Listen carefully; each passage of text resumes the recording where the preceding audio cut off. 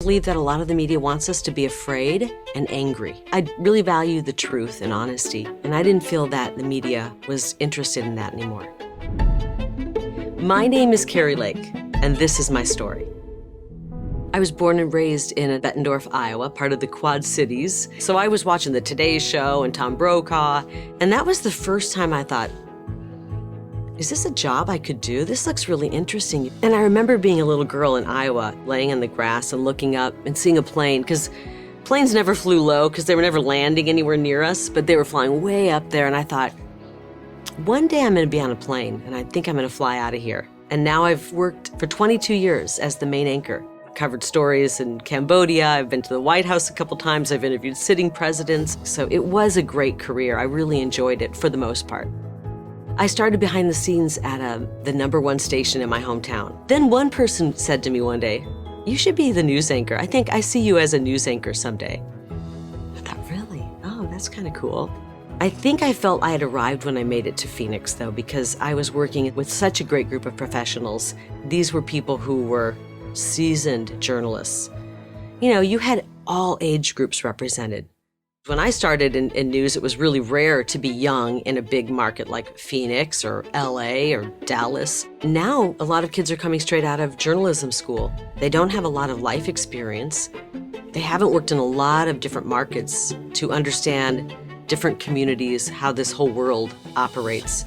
These kids have gone K through 12 and then their college education, in some ways being brainwashed and indoctrinated into liberal ideology. You might have a 24-year-old, 25-year-old producer fresh out of journalism school, and that's how they think. They're going to pick the stories that fit what they feel. So then as the anchor, you're reading this and going, wow, whew, anti-Second Amendment, pro-choice, this is the stuff that's going in. A lot of times I would read the script on air and just kind of ad-lib a little more balance in here. Sometimes you type things in and you might get on the air and you notice in the prompter, where'd that go? That's not in there anymore. Did somebody take that out?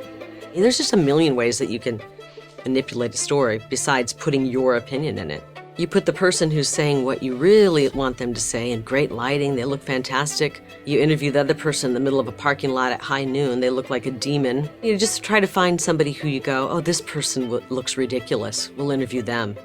I see it as a lot of manipulation, and whether it's intentional manipulation, accidental manipulation, or just people who are so entrenched in their ideology, they don't even realize that they're putting one side of the story. Because they think the other side, maybe the conservative side, is so reprehensible that it can't even be put in the story. As an older person who's lived a little bit, you start to realize, wow, these all seem to be geared towards liberal ideology. And maybe you would say something like, on balance, maybe we should bring this person in and balance that story out. And once you get kind of the stink eye a few times, you go, maybe I'll just sit here and be quiet. There are independent journalists out there doing work right now, and I think they're doing good work. The problem is if you mention those, your friends in journalism will go, they're right-wingers. No, actually, they're doing a pretty fair job. You just don't know what fair is anymore. Fair journalism seems like it's right-wing to them because we've gone so far from fair journalism. COVID was really a moment of truth for me. I saw a neighbor who was the most beautiful 90-year-old woman I'd ever seen. The other day I saw her. She's in a walker now. She looks like she's aged 100 years in 1 year. She wasn't able to do her daily walking and swimming, and because COVID scared everybody into their homes. I feel there was a narrative of, let's keep this going really hard on COVID. You'd see an hour-long show with 45 minutes of COVID coverage, somebody who's on a ventilator, a family that got wiped out from COVID. And these are horrible stories. I'm not discounting that. But there are also thousands of stories of people who got it, maybe didn't even know they had it, or had very mild symptoms, or it felt like a cold or flu and they got over it. How many times did people hear those stories? The more typical COVID story. The country is so divided right now, and everyone's afraid, and I felt like I'm putting out nonstop news that's making that worse. I felt sometimes ill reading the news. Like when you're doing something that it feels unethical, or immoral. For me, I don't feel good inside. It just got really heavy. I felt at the end of the day, I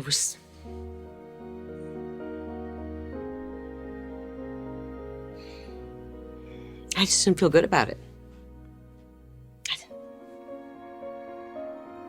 There's too much at stake to just scare people like that. Every night, I just wanted to rip my microphone off and just run and run. And I sat down with my husband and I said, I can't do this anymore. I worked 30 years in broadcasting, and I want to say I had some amazing moments there. I worked with great people. I had a wonderful career. But things have changed so much in the media that it just was unrecognizable. I really value the truth and honesty, and I didn't feel that the media was interested in that anymore. I didn't expect the reaction I got when I quit at all. I put the video out when I resigned. I wanted to let the viewers know. I mean, I've been with the people of Arizona since 1994. If I'm making a personal sacrifice to walk away from my career, I want the viewers to know why. I feel that I owe them the honesty. I went to bed and I woke up the next day and my phone was, it was almost hot to touch. Whew. Holy, what the heck? What's going on? I mean, text messages galore. My inbox was full. It was all positive, all positive. Thank you for standing up. We thought something's been going on. You kind of confirmed it. My relatives thought I was crazy when I was saying the news isn't always being honest with us. Thank you for confirming that. The one thing I heard the most in the comments and the emails coming my way was, I'm going to speak out now. You gave me the courage to talk to that person at work who's kind of been a real loudmouth, and I'm feeling nervous about sharing my opinion. Damn it, I'm entitled to my own opinion. If you see somebody speaking out, you need to support them. If you see somebody getting canceled on Twitter, the cesspool called Twitter, step in and have the courage to say, hey, I support you.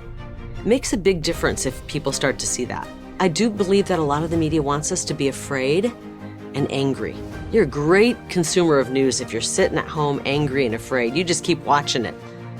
The minute you kind of walk away from all of that, you start living your life a little more. Put the phone down, turn the TV off, and go out and live a little bit of life. That's where you're going to learn.